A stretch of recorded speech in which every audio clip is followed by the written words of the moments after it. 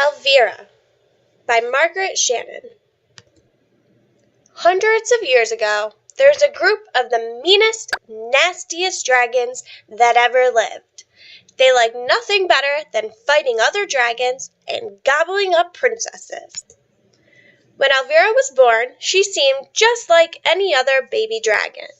But soon, her mother and father noticed that she wasn't quite like the others. She didn't like eating princesses and didn't like fighting. What Elvira liked was sitting on the grass making daisy chains. The other little dragons teased her and burned her daisy chains. This made Elvira angry.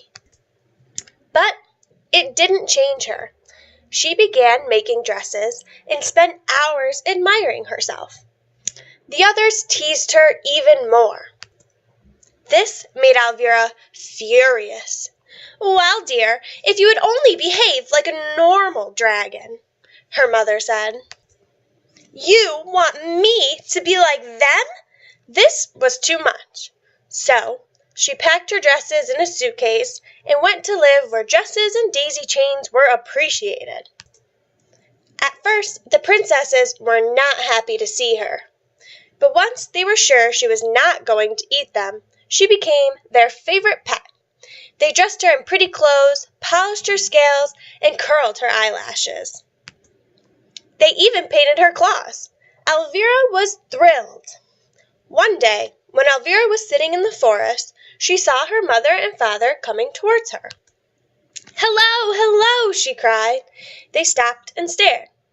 "This is the biggest, fattest princess I have ever seen," said her father, and he grabbed her with his big claw, ready to swallow her whole. "Dad, it's me!" Elvira screamed, and she proved it. Elvira's parents were glad to see her. "It's time for you to come home, Elvira," her mother said. "You don't want to be mistaken for a princess again." The other little dragons heard that Elvira was back and went to welcome her. When they saw her, they gasped. Elvira's clothes were beautiful. The princess had taught her a thing or two. Soon, all the dragons wanted dresses like Elvira's.